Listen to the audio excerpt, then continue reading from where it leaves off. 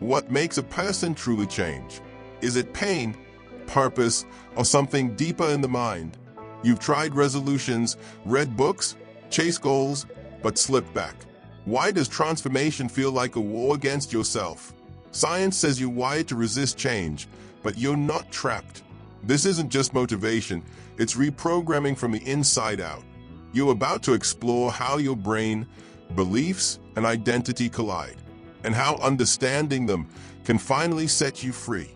Change is one of the most marketed, misunderstood, and misapplied concepts in modern life.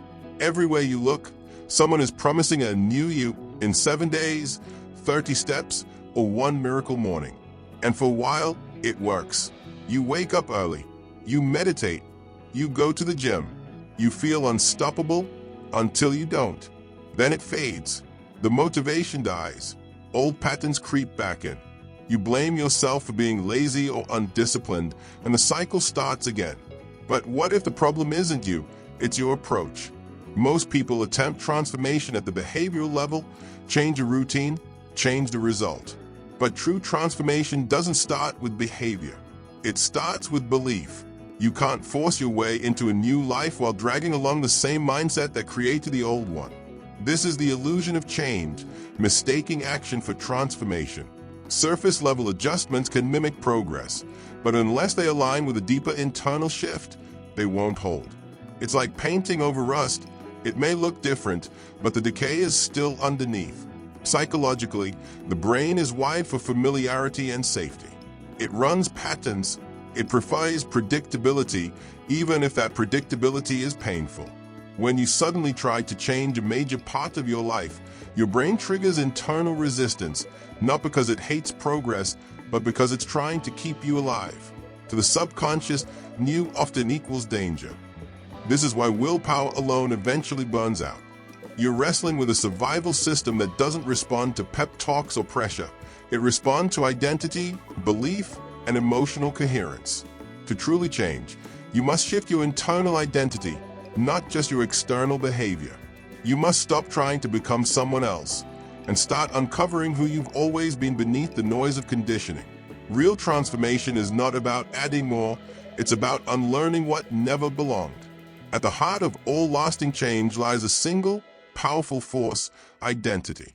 We don't act according to who we want to be, we act according to who we believe we are.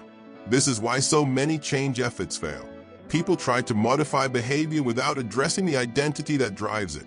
You can force yourself to wake up at 5 a.m., go to the gym, or practice gratitude. But if deep down you still believe I'm not a disciplined person, your subconscious will eventually sabotage you to stay consistent with that belief. Identity is the silent program running beneath every choice you make. It's shaped by years of experiences, labels, and internalized stories, often picked up in childhood or during emotionally intense moments. A single comment like "you're so lazy" or "you'll never change" can plant seeds that grow into lifelong self-concepts. And here's the trap: the mind craves consistency between identity and action. If they don't match, the identity always wins. Wanting to be productive while believing you're naturally unmotivated creates internal tension. This friction wears down your willpower until your old habits reappear, not because you failed, but because you were trying to act like someone you didn't truly believe you are. The key is to shift from outcome-based goals, "I want to write a book," to identity-based intentions, "I am a writer." When you adopt a new identity, not just as a fantasy, but as a felt truth, your brain begins filtering reality to support it. Small wins reinforce it. Repetition embeds it. Change becomes effortless when your actions are an expression of who you are, not a performance of who you wish you could be. But this shift isn't passive. It requires conscious choice, emotional alignment, and often discomfort.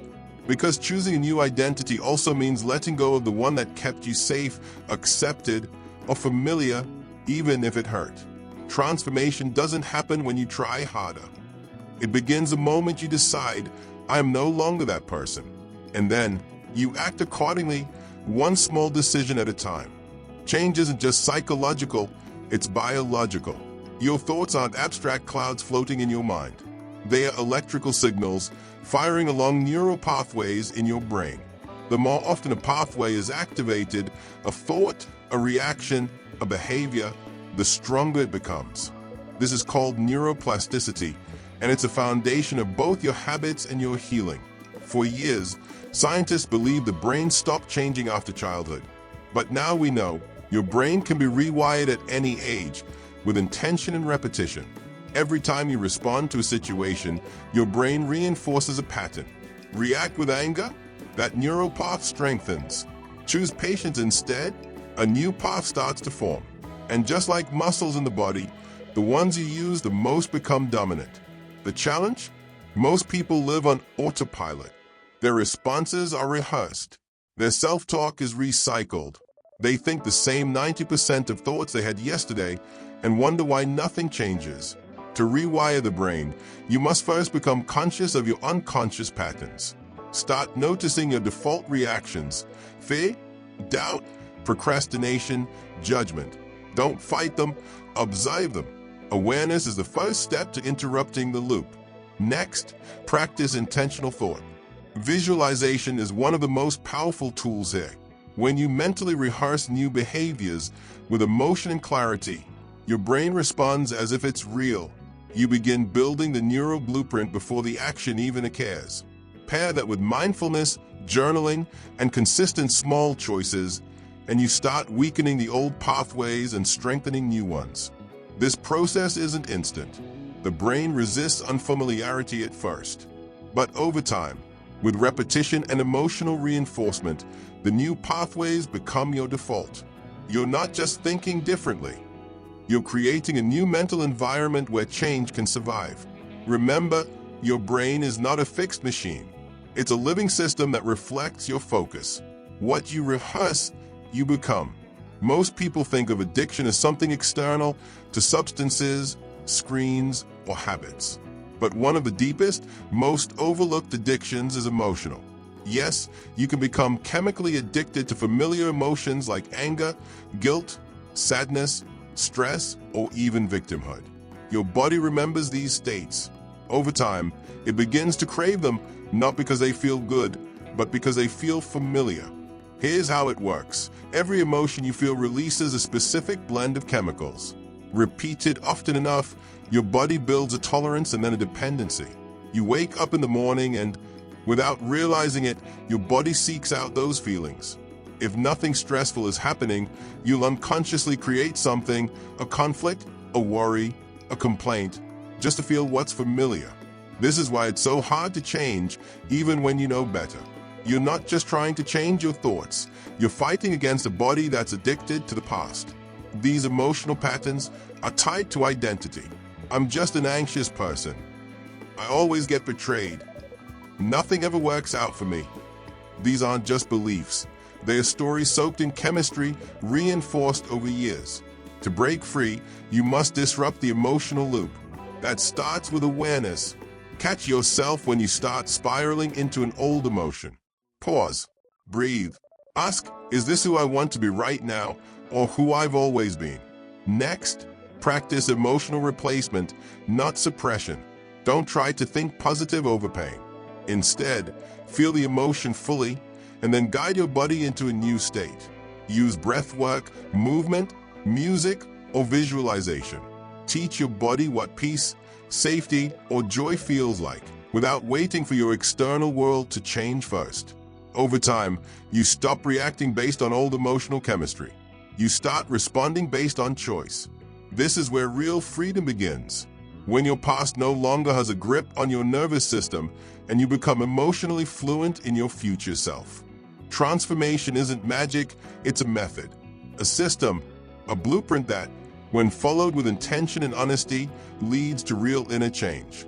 Not a temporary shift, not a motivational spike, but a sustainable evolution of who you are and how you live. Here's that blueprint, simplified into 5 powerful stages. Awareness. Before you can change anything, you must see it clearly. This means becoming radically honest about your patterns, beliefs, emotional addictions, and self-sabotage. Journaling, mindfulness, and reflection are tools for shining light on the unconscious. Identity shift. Once you're aware of what's no longer serving you, it's time to define who you are becoming. Not based on your past, but your potential. Ask, who do I choose to be now? This step is about upgrading your internal self-image and choosing a new story. Mental rehearsal. Visualization isn't wishful thinking, it's mental conditioning. See yourself acting, thinking, and feeling like your future self. Do it daily. Add emotion, detail, and belief. Your brain begins wiring itself for the version of you that's already living that truth. Emotional reprogramming. Identify the feelings you've been addicted